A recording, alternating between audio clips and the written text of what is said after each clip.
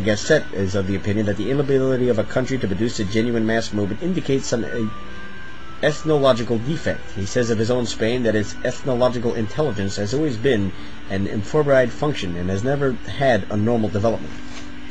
It's probably better for a country that when its government begins to show signs of chronic incompetence, it should be overthrown by a mighty mass upheaval, even though such an overthrow involves considerable waste of life and wealth. Then it should be allowed to fall and crumble of itself. A genuine popular upheaval is often an invigorating, renovating, and integrating process. Where governments are allowed to die a lingering death, the result is often stagnation and decay, perhaps interminable decay. And since men of words usually play a crucial role in the rise of mass movements, it is obvious that the presence of an educated and articulate minority is probably indispensable for the continued vigor of a social body. It is necessary, of course, that the men of words should not be intimate alliances with the established government.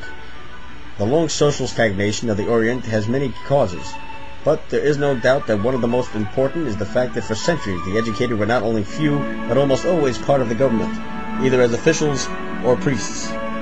The revolutionary effect of the educational work done by Western colonizing powers has already been mentioned. One wonders whether India's capacity to produce a Gandhi and Nehru is due less to a rare element in Indian culture than to the long presence of the British Raj.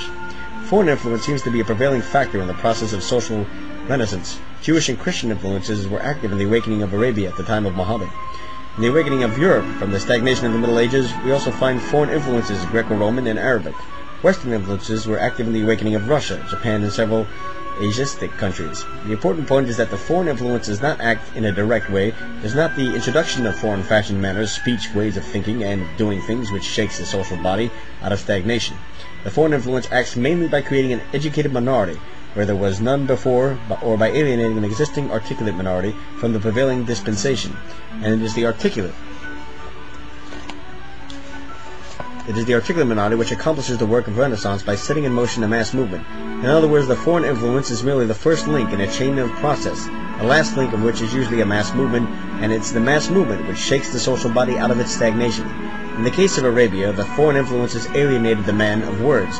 Muhammad, from the prevailing dispensation in Mecca, Muhammad started a mass movement, Islam, which shook and integrated Arabia for a time. In the time of the Renaissance, the foreign influences, Greco-Roman and Arabic, felicitated the emergence of men of words who had no connection with the church, and also alienated many traditional men of words from a prevailing Catholic dispensation. The resulting movement of the Reformation shook Europe out of its torpor, or torpor. In Russia, European influence, including Marxism, detached the allegiance of the intelligentsia from the Romanovs, and the eventual Bolshevik Revolution is still at work in renovating the vast Musgrave Empire. In Japan, the foreign influence reacted not on men of words, but on a rare group of men of action, which included Emperor Meiji.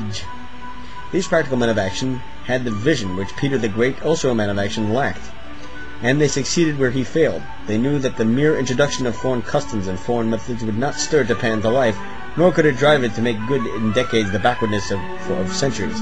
They recognized that the art of religification is an indispensable factor in so unprecedented a task. They set in motion one of the most effective mass movements of modern time. The evils of this movement are abundantly illustrated throughout this book.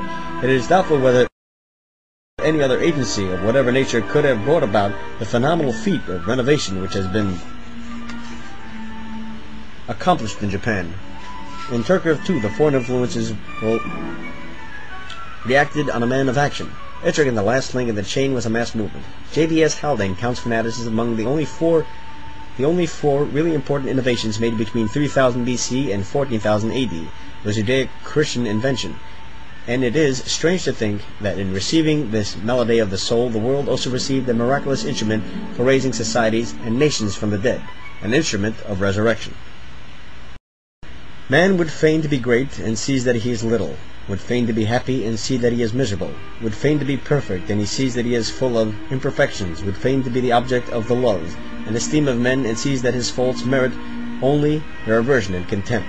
The embarrassment wherein he finds himself produces in him the most unjust and criminal passions imaginable, for he conceives a mortal hatred against the truth which blames him and convinces him of his faults. Pascal, Penis, a slime had they for mortar. Genesis 2. Good night and good luck.